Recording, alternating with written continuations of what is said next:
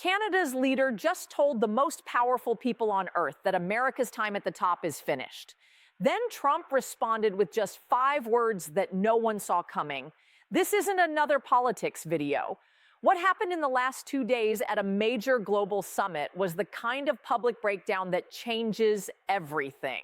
Alliances are being rewritten as we speak. Let me walk you through what happened. On Tuesday morning, January 20th, Mark Carney stepped onto the stage at the World Economic Forum. The room was filled with billionaires, presidents, and CEOs. These people are used to hearing polite, careful speeches.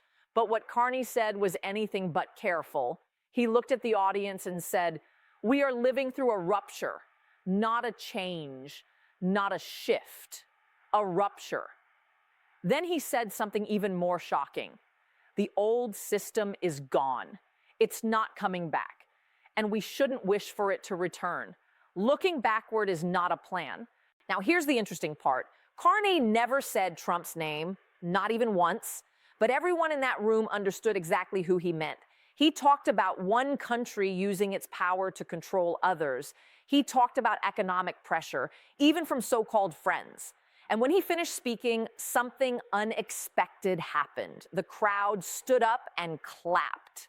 Think about that for a moment. Some of the richest and most powerful people in the world, many of them American, gave a standing ovation to a speech that basically said America's global dominance is over. But the story doesn't end there. Less than 1 day later, Trump arrived at that same event. Reports suggest he had watched Carney's speech. And during his own long address to the forum, he turned his attention directly to Canada. "Canada gets a lot of benefits from us," Trump said. "They should be thankful, but they're not. I saw your prime minister yesterday. He didn't seem very grateful." Then Trump said something that sent shockwaves through the room. He looked straight into the camera and said, "Canada exists because of the United States." He paused, then added, "Remember that, Mark, next time you speak." Canada exists because of the United States. That's not normal diplomatic language. That's not even a subtle warning. That's a direct threat delivered with a smile in front of the entire world. This is where the story gets even more concerning. Because what we're seeing isn't just 2 leaders having a disagreement. We're watching the longest peaceful border in the world begin to crack under pressure. But there's more to this than meets the eye. Trump had a specific reason for saying Canada should be grateful. And it connects to something he's been pushing for months that most people don't know about. He calls it the Golden Dome. It's a massive missile defense system. And Trump wants it to protect all of North America, including Canada. Sources indicate that he's been presenting this idea to NATO allies. And here's the problem. Trump expects Canada to be thankful that they're getting this protection without paying for it. Carney has avoided giving a clear answer about whether Canada would help pay for this system. And that's what angered Trump. In Trump's view, Canada is getting free defense and free security. And then Carney has the nerve to stand on a world stage and criticize American power. Now, here's what most people are missing. Because Carney's speech wasn't just about Trump. He presented a completely new approach to foreign policy for Canada. He called it values-based realism. And what that means in real terms is dramatic. Carney said that Canada's old belief that being next to the U.S. and being in NATO would automatically give them safety and prosperity is no longer true. That's a huge change. For decades, Canada's entire defense plan has been based on the idea that they don't need a massive military because they're neighbors with the U.S. and protected by NATO. But here's where things get really serious. Carney announced that Canada is increasing its defense spending by 4 times over the next 10 years. He talked about major investments in radar systems, submarines, aircraft, and soldiers stationed in the Arctic. They're preparing for military action in the frozen north. And then he said this: "We stand firmly with Greenland and Denmark and fully support their unique right to determine Greenland's future." This is massive because Trump has been making threats about acquiring Greenland. He's talked about placing tariffs on Denmark. He's even refused to rule out using military force. So Carney is essentially telling Trump, we're not supporting you on this. We're with Denmark, we're with Greenland, and we're willing to put soldiers on the ice to prove it. The latest information shows that Carney met with NATO's leader and Sweden's prime minister while he was at the summit. They discussed Arctic security and protecting territory. They're building a coalition, and Trump knows it. Now, here's what happened next that changes everything. After Trump's speech, after he called out Carney by name, after he said Canada only exists because of America, you know what Carney did? He left. He didn't stay to meet with Trump. He packed his bags and flew back to Canada for government meetings. Officials are now saying that the Canadian team accomplished what they wanted at the summit and they weren't interested in meeting with Trump. That's a deliberate insult. That's a prime minister saying, I'm not playing by your rules anymore. And here's the most revealing part. Documents reveal that Carney is traveling to India next month to work on a trade agreement. Last week, he was in China rebuilding relationships. He's literally traveling the world trying to reduce Canada's economic dependence on the United States. Remember, 75% of what Canada sells goes to the U.S. That's the weakness Trump is using against them. And Carney is trying to fix it.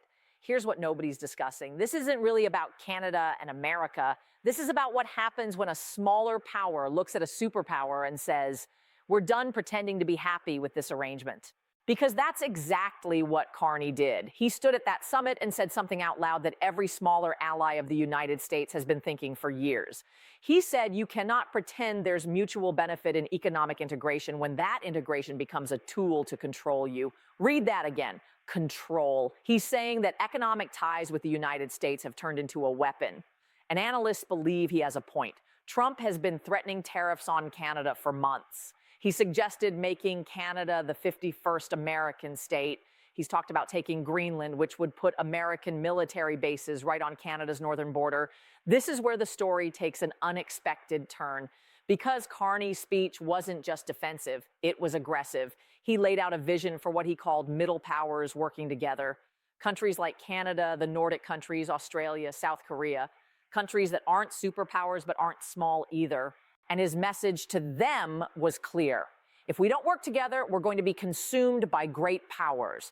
That's his exact phrase. Consumed. Eaten up by bigger nations that use trade and security as weapons to get what they want. What we're learning is that this speech has been planned for weeks.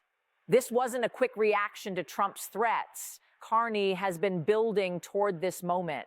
He's been meeting with leaders from Europe, from Asia, from other middle-sized nations. He's trying to create what he called a new trading bloc of 1.5 billion people by connecting the Trans-Pacific Partnership with the European Union.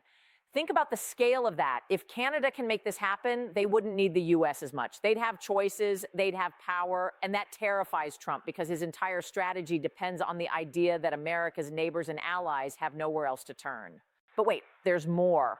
Because Trump's response wasn't just the Canada exists because of the United States line, he also doubled down on Greenland. He said he wants immediate talks to acquire it. He said it's strategically important for American security.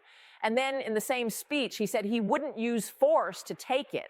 But here's the thing. He said that after refusing to rule out force for weeks, after threatening tariffs, after calling Denmark ungrateful, the fact that he had to specifically say, I won't use force, tells you everything about how serious this has become.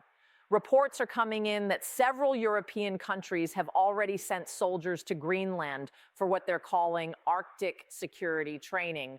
NATO allies are deploying troops to protect a NATO member from another NATO member. That's unprecedented.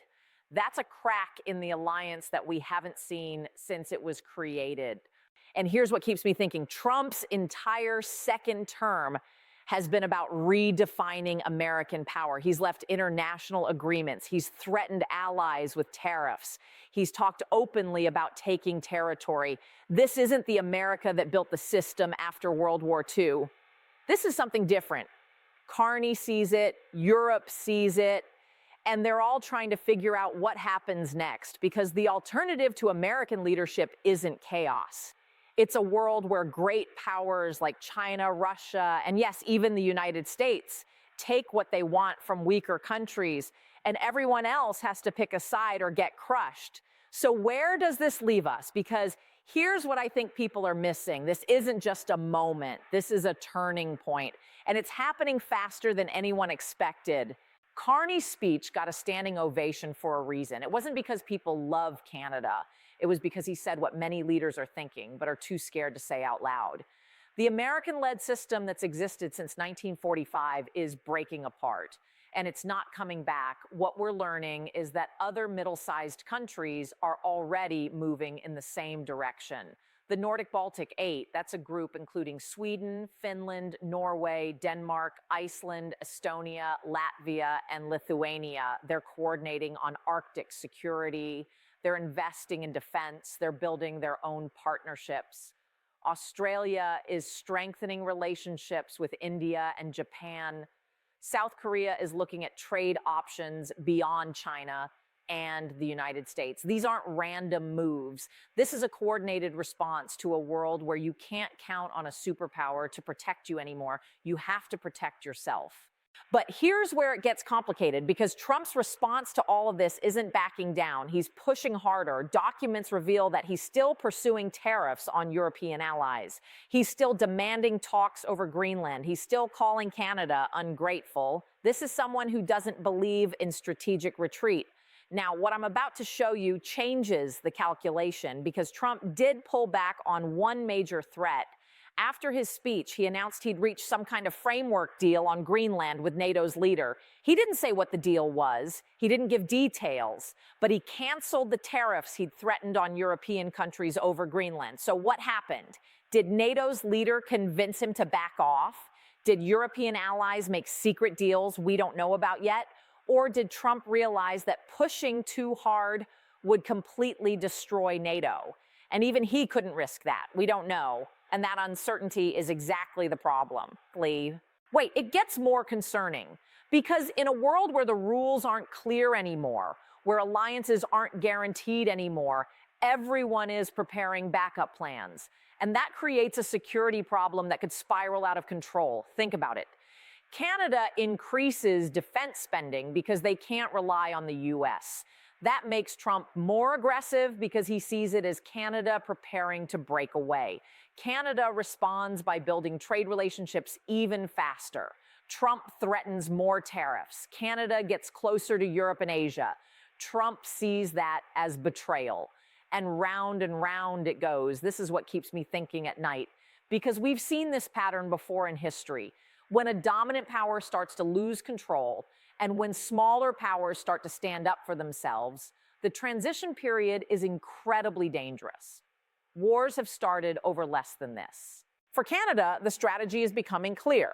Reduce trade dependence on the United States. Invest heavily in defense, especially in the Arctic. Build partnerships with other middle-sized powers. Stand firm on principles like respecting territory, even when it means confronting an ally. Carney is betting that Canada can survive and maybe even do well in a world where American protection isn't guaranteed. But here's what nobody's talking about. This strategy only works if Canada can actually deliver. Right now, 75% of Canadian exports still go to the U.S. That's not changing overnight. Defense spending takes years to turn into real military capability. And those middle power partnerships, they're fragile. They depend on everyone staying committed, even when Trump applies pressure. For Trump, the strategy is different but equally risky. He's using every tool he has, tariffs, threats, public criticism, economic pressure, all to remind allies that they still need the United States more than the United States needs them. He's betting that when it really matters, countries like Canada will fold. They'll come back. They'll accept American terms. And here's the real question. Who's right? Because if Carney can actually build these new trade partnerships, if Canada can reduce its dependence on the U.S. from 75% to maybe 50% over the next decade, if middle powers can work together effectively and create real alternatives to American dominance, then Trump's leverage disappears. The threats stop working, and America becomes just another player in a world with many powers. But if Carney can't deliver, if the diversification doesn't work fast enough, if the middle power coalition falls apart because countries get scared or get bought off, then Trump wins. Canada comes back weakened. They accept American dominance. And the message to every other ally is crystal clear. Don't challenge us because you'll lose. What I'm watching now is whether other leaders follow Carney's example. Will European leaders start speaking as directly as he did? Will other middle-sized powers start investing in their own security instead of depending on American protection? Will we see more standing ovations for speeches that declare America's century over? Because that's what this is really about. It's not about Canada. It's not even about Greenland. It's about whether the world is going to accept a new era where bigger countries just take what they want and smaller countries accept it, or whether smaller countries are going to fight back and build something new. And the fact that we're even asking that question, the fact that a Canadian prime minister can stand in front of the global elite and declare the old system dead and get applause instead of awkward silence, tells you everything about how much has changed in just the last few years. Sources are now confirming that Carney is meeting with Indian officials next month to start trade talks. He's already rebuilt relationships with China. He's building partnerships with European nations. This isn't theoretical. This is happening right now. The diversification is already underway, but Trump isn't sitting still either. Reports are coming in that he's planning a major review of USMCA, the trade agreement between the US, Mexico, and Canada. He's expected to demand changes to key parts. More tariffs are coming. More pressure is coming. This fight is just beginning. Trump said Canada exists because of the United States. Carney's betting that's not true anymore. And over the next few years, we're going to find out who's right. The stakes couldn't be higher. Because if Carney succeeds, it doesn't just change Canada. It changes the entire global system. Every middle power will follow that strategy. And American dominance ends not with a dramatic collapse, but with a slow fade as allies quietly build alternatives. But if Trump succeeds in breaking Canada's will, then no other country will dare try what Carney just tried. And we'll be living in a world where power makes the rules. And smaller countries exist only because great powers allow them to. So what do you think happens next? Does Canada pull this off, or does Trump force them back in line? Drop your thoughts below, because I genuinely want to know what you think is coming.